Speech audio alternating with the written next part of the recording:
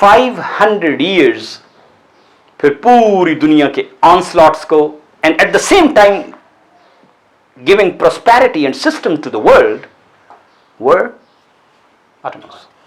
They are the longest living dynasty on the planet ever. छोटे मोटे लोग नहीं थे. ठीक है, तो ऑटोमन्स आ गए. अब दूसरी तरफ आपको पता है कि यूरोप उठ चुका है. ठीक है, यूरोप को खून भी लग चुका है, पैसा भी उन्होंने देख लिया, ट्रेड भी देख लिया, नेवी भी अब बना ली है. राइट, तो उन्होंने इधर लूटना शुरू कर दिया है. इधर आते थे. यूरोप का एक ही काम था उस वक्त, यहां की नेवी का एक ही काम था, काफिलों को लूटना. सिर्फ उनका सबसे बड़ा जरिया ट्रेड क्या था? काफिलों को लूटना. ठीक, वो लूट लूट के लाते थे. पायरेसी, आपको पता है ना, पायरेसी पे फिल्में उन्होंने अपने खुद ही बनाई हुई. राइट, मजाइया भी बनाई हुई, दूसरी भी बनाई हुई. स्लेव ट्रेड में आप द रूट मूवी देख लें, आपको पता चल जाएगा. स्लेव ट्रेड में 80% people who were captured were Muslims. पता होना चाहिए. 80% of the people who were captured were Muslims. Even the Root movie में भी उनका नाम मुसलमान. ठीक, अभी भी मैं तो, मुझे इसका एहसास इस तरह ज़्यादा नहीं था बट मैं अमेरिका में गया तो वॉशिंगटन में आपको अब भी बंदे नज़र आएंगे, काले हैं वो, उनकी कोई फैमिली नहीं है. They're like a stray dogs. आज से 20 साल पहले न्यूयॉर्क के रेलवे स्टेशन पे लोग हजारों में नीचे सोते थे. अब उन्होंने थोड़ा सा वो सिस्टम वॉश आउट कर दिया फलाना. They had no families. Anybody can do sex with anybody and they are just lying like dogs. वो कौन है? The Muslims who were brought from here to there. गन्ने अपने उगाने के लिए. वो गन्ने आज भी हम खा रहे हैं कोका कोला की शक्ल में, क्योंकि अब गन्ना ऐसा डायरेक्ट बिकता नहीं है. लेकिन मैंने लगाए हुए हैं hundreds of thousands of acres Pakistan की पूरे साइज से भी ज्यादा. तो मैं कैसे बेचूं? I added a taste to it and I added in चीजें ऐसी मैंने लेप्टिन को, leptin is something which regulates our appetite.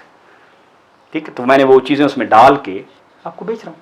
और आप कहते जो मैं Coca Cola, Pepsi, the dirtiest thing to drink. Chinese खवातीन सियाणी है, वो इससे अपने टॉयलेट साफ करते हैं. हम अपने ये दूसरा क्रिकेट मैच भी लगवाते हैं इससे, और कोक स्टूडियो भी बनाते हैं. मतलब एट द सेम टाइम गंदी और उसको मिक्स नहीं किया जा सकता ना, लेकिन हम कर सकते हैं, क्योंकि वो गुर्बत और भूख के उस लेवल पे है ना कि वो हम कर सकते हैं कि यार ठीक है, पैसा तो दो ना, मैं आपको सर्वाइव तो करना है, क्योंकि वो चैनल ओरिजिनल ख़त्म होते जा रहे हैं, तो मैंने कहीं से तो गुजारा करना है ना. एनीवे, पता होना चाहिए. लेकिन ये सिर्फ उन्होंने कोक में इतनी होती है, तो इतना साल्ट होता है, और फिर उस सॉल्ट को ख़त्म करने के लिए इतना क्यूबा का और वो वहाँ का गन्ना होता है. राइट, साल्ट इसलिए ताकि मेरी थर्स्ट ना ख़त्म हो. थर्स्ट खत्म होगी तो भाई फिर मैं अगली मंगनी नहीं ना. राइट, तो anyway, Zhang he the biggest navy in the world, China belt. ये ज़ैंग ही मुसलमान था, पता नहीं. ऑटोमन्स आए. अब जब ऑटोमन आए हैं ना, फिर इस दौर में 3 हुकूमतें रह गई थी. द हुकूमतें वर ऑटोमन्स हियर, और पूरी दुनिया के मुसलमान एक्चुअली इजाजतनामा रूल ऑटोमन से होता था. You have to show allegiance to the Ottomans. Even यहाँ पे टिपू सुल्तान भी तो ऑटोमन्स से. और दूसरा, एक हुकूमत इधर थी सफवियों की, और एक हुकूमत इधर थी दिल्ली की सल्तनत. लेकिन the real people who were kind of सब पे कमांड कर रहे थे,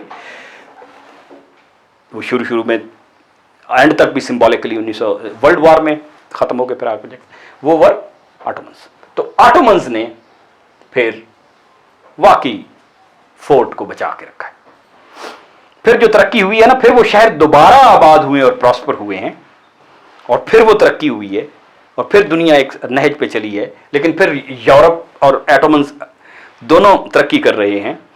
लेकिन ऑटोमन्स ने नेवी नहीं बनाई उस टाइप की जो यूरोप ने बना ली है. ऑटोमन्स के दौर में यहां से ये सारी ट्रेड आप समझ लें कि इतनी खूबसूरती से चल रही होती थी कि नोबडी कुड, मतलब किसी के साथ कोई कर नहीं सकता था पंगा शंगा. Free trade. यूं ही ये उठे हैं 1450 में फलाने में, बस यहां पे लूट मार शुरू हो गई.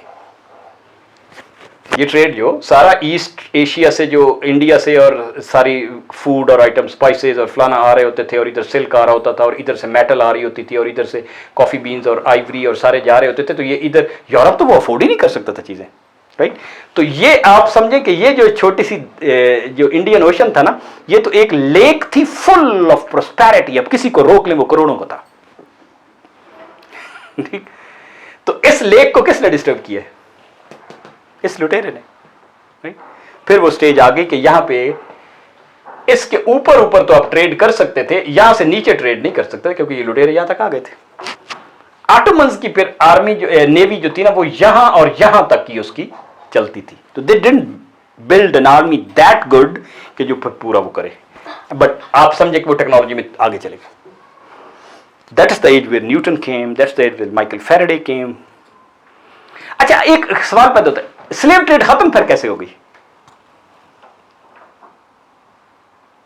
मशीन आ गई। जो ही 1758 में हाँ इंजन बना, तो मैंने लोड किया, मैं इंजन चला लूंगा, मैं अब 25 बंदे लगा के वो नहीं करूंगा ना।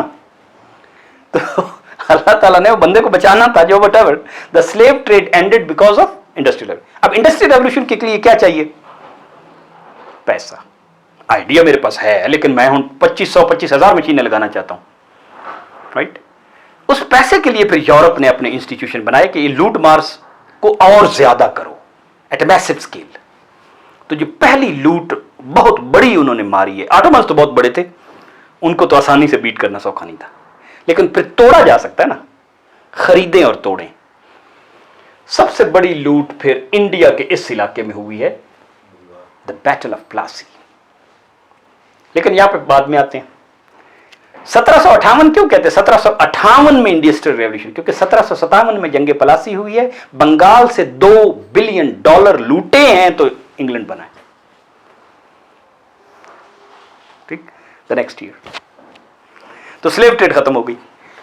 Ottomans, lot of credit goes to them. उधर ऑटोमन्स थे, उधर मुगल थे, उधर सफवी थे, तीन ही थे ना। इस बंदे का नाम पता होना चाहिए, सुलेमान द मैग्निफिसेंट।